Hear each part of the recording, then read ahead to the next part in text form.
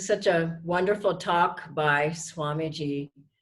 And I just had the thought that any talents that we have, if we are a good writer, if we speak well, if we sing, if we are a yoga teacher or meditation teacher, if we're a doctor, if we whatever we do, these are all talents, and talents are gifts from God. And who's behind them is Divine Mother, is God, and everything we have has been given to us by the divine. And I was thinking of a story from when I lived in Ananda in Italy. And we lived there with very little. I mean, this was a startup work in the mid 80s. And I recall that first the salary was, it was just good karma, which is great. You know, there was no money that came. And we were happy with that good karma. And then after that, after some years, as I recall, then we began getting a small stipend of like $25 a month. Now, of course, we had room and board taken care of.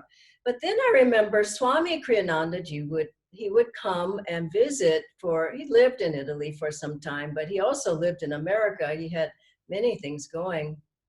And so he came, and when he would come, he would say, oh, okay, well, he would always have some wonderful thing that he wanted to do with us. Let's go here, let's go for a boat ride, or let's go for a restaurant for a nice meal, to a restaurant, and various things. And I realized years later that was really a test, because we had this little stipend, and Swamiji he wanted to be with us, and we wanted to be with him, but we just had so little. And I would think, for the first times I was tricked, and I would think, oh gosh, I don't know, I don't want to spend that money on going out. I don't care who is with, but I did go.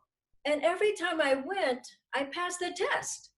Because I went and I wanted to be with Swamiji, and I was just so happy to be with him, and my energy went up, and I was so inspired, and I was happy, and everything went fine after that.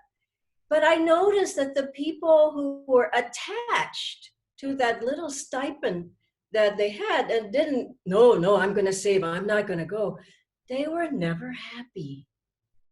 And I realized that it was Divine Mother saying, am I not your mother? Am I not going to take care of you? Come and spend time with me. Of course, I'm going to take care of you. And this is how I grew there, because I learned that test. Don't be attached to anything. And you all know the beautiful story of Master when he lost his mother at a very young age. I think he was 12 years old, and that would have been horrible. And he just prayed and prayed and prayed. He just couldn't be consoled. And finally, Divine Mother came to him in a vision. And she said, listen, it was me. I was behind your earthly mother. It was me who was loving you through her. And we need to remember that it is Divine Mother, through our friends, through our Guru Bhais, through our parents, through our Guru, through every experience, through what we have, what we don't have. Master had another beautiful vision of Divine Mother, and you might have heard or read the story of when he was there with Baduri Mahashaya, I believe it was, and Master Mahashaya. And Master Mahashaya was just in love with Divine Mother, and he was there with her seemingly all the time. And Master saw him, and he just said, oh, please ask her if she loves me as well. And that night in a vision, she came to him again and said, always have I loved thee, ever shall I love thee. And somehow we forget that.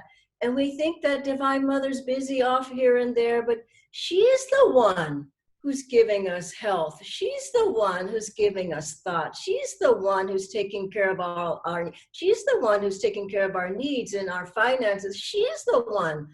And these tests that come in life, like now, this challenging time, it's where do you put your faith? Do you put your faith in your own health? You put, like that beautiful story of Dr. Lewis's daughter, Master said she'll never have that again. We have to have our faith in God. And we realize that people are attached to people, things, experiences, everything. And Divine Mother's trying to pull us away from those attachments.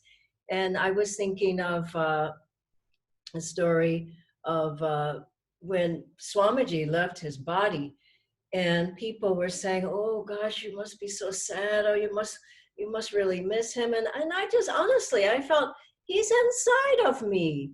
These experiences, people, things that are important to us, they're inside of us. Master, when he left his body and they were weeping for him, he appeared to one of the nuns, or she heard his voice saying, "I'm not in there." He was everywhere. He was omnipresent. Even while he was in his body, he was always, he said, "I can go through any of astral, causal, any region as I feel."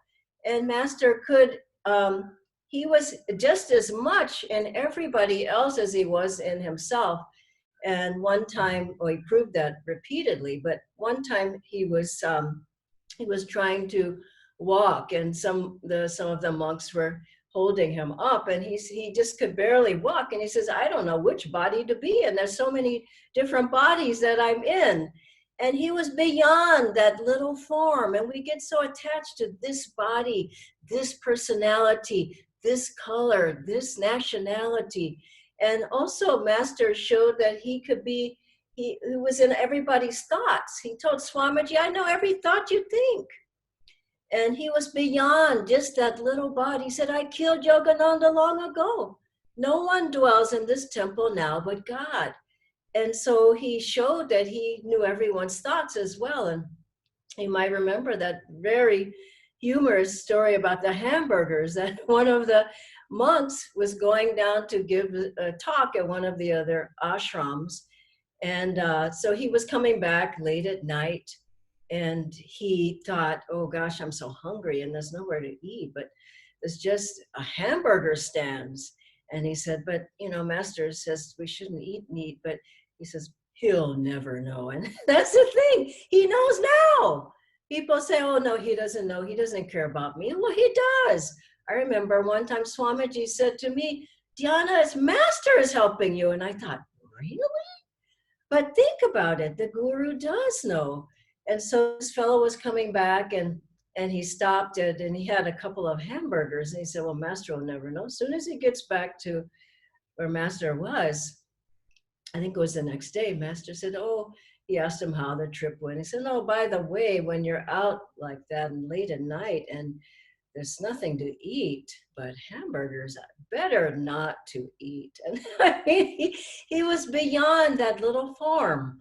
And so we have to remember that if we go beyond this, and I was thinking of what the attachments people have, they pull you outside of yourself. And it's like the waves, up and down, up and down. Yoga is the neutralization of those waves of reactions. I like this, I don't like this, I'm attached to this, I'm not attached to that, and on and on. And I had the image of my mind in my mind of a little boy, a little child, and maybe they're 4 or 5 years old, and you're taking them and you say, "Oh, let's go get some ice cream." And they say, "Okay, great." And they start jumping up and down. Maybe they're so elated about getting the ice cream on a hot day, let's say.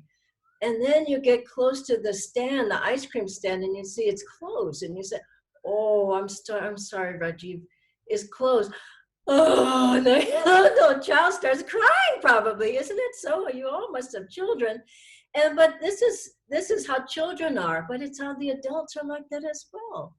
Oh, oh, oh. But as you meditate more and you go into the spine, the center of joy, the center of peace, the center of calmness, the center of your being, of light, of God, then you don't go in and out, up and down those reactions, but you stay centered in yourself. I remember when Swamiji told us this story, at least I wasn't there then, but the Ananda temple burned down to the ground. And Swamiji had helped. There were 3 different temples at the meditation retreat, and each one of them went down for one reason, but this one burned down. And Swamiji thought, Divine Mother, and he prayed, Divine Mother, did I do something wrong? I offered this temple to you. And he just prayed and kept offering to Divine Mother. And he said, please instruct me if I've done something wrong. And what did he feel? But divine bliss. He felt an overwhelming feeling of bliss. Divine Mother touched his heart, he said. And he felt so blissful. And he said, oh, Divine Mother, thank you. He said, if this joy would come from just that, why don't you take all the buildings? It's so sweet, because he felt so much that what's important, the temple or God's love? And Master had his temple, Golden Lotus Temple, that was built there, and it's Anita's. It crashed right down the side of the hillside into the Pacific Ocean because of erosion. And Master said, what? It's the best thing that ever happened to me. He said, the best thing that ever happened to me. Now, you think, well, that's odd.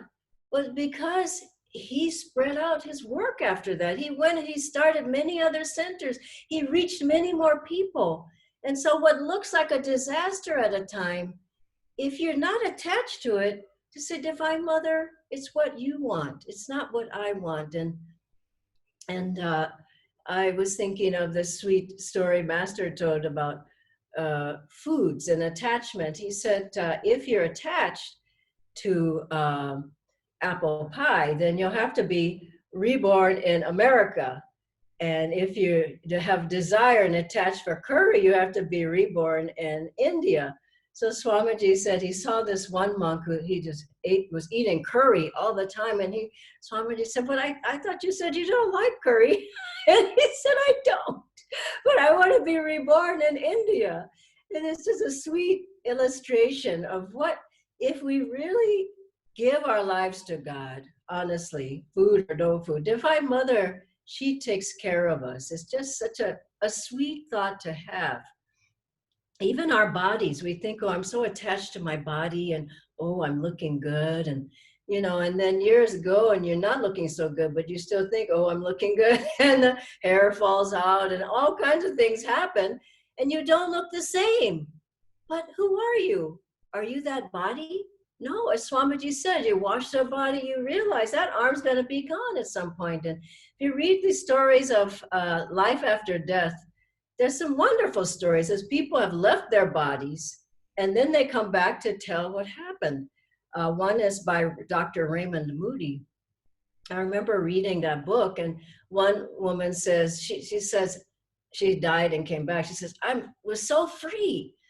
I was nobody's wife, mother, sister. I was just the light.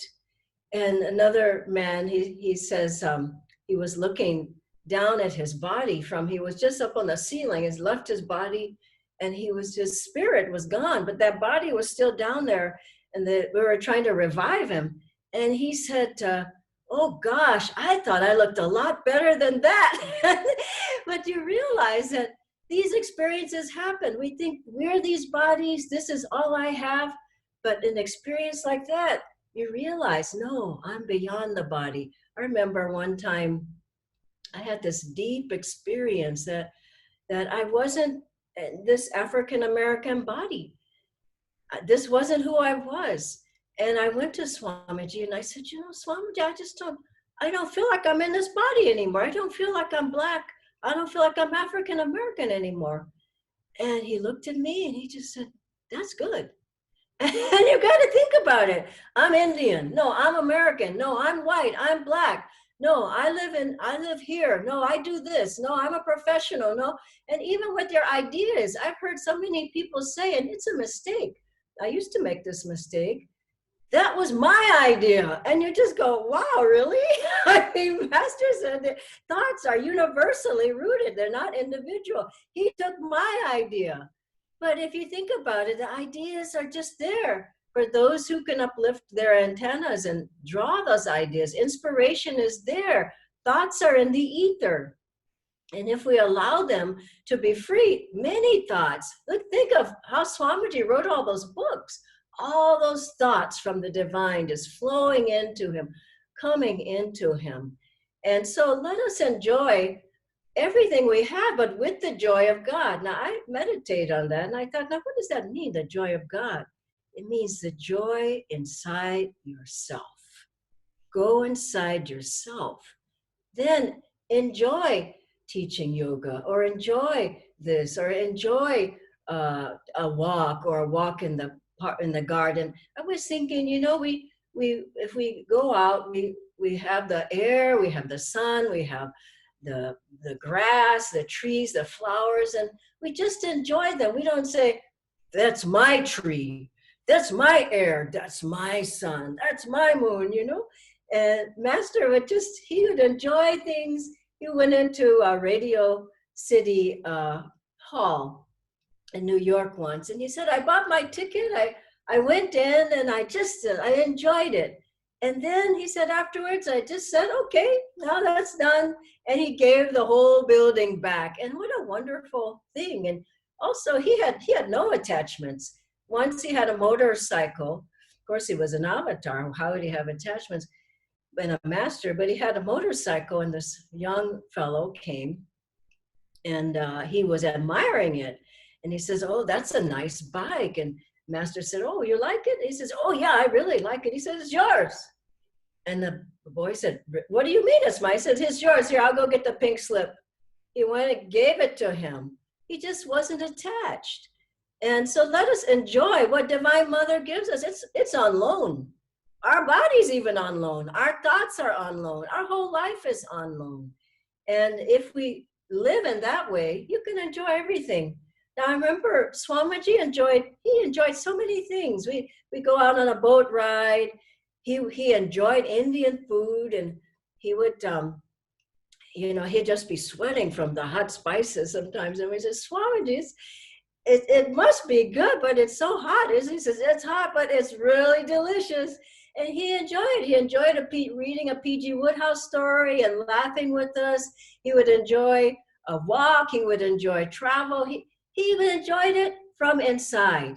And if we can enjoy it from inside, there was one Swami who told him, don't enjoy anything. And Swamiji said, well, what do you mean? I mean, what about a beautiful sunset? Don't enjoy that. And Swamiji thought, that's a dry life. Master enjoyed. He enjoyed, oh God, beautiful, that chant, at thy feet I bow, everything, Divine Mother, it's beautiful. And how do we see it beautiful? You don't put on different colored glasses. You have to go inside yourself, and you feel the joy there. As Pranabananda, who was a great yoga master and fully realized he was free in that lifetime, at a certain point, he couldn't go to his work anymore because of the bliss that was in his spine, rising up.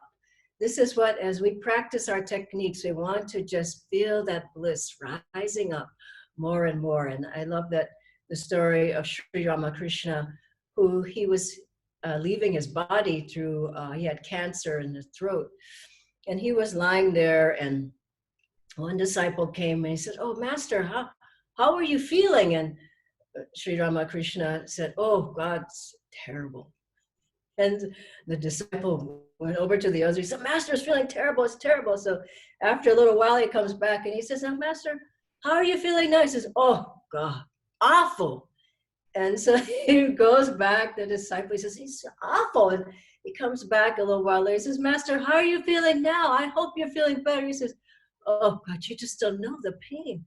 And then the disciple walks away and he says, he doesn't seem like he's feeling that much pain to me.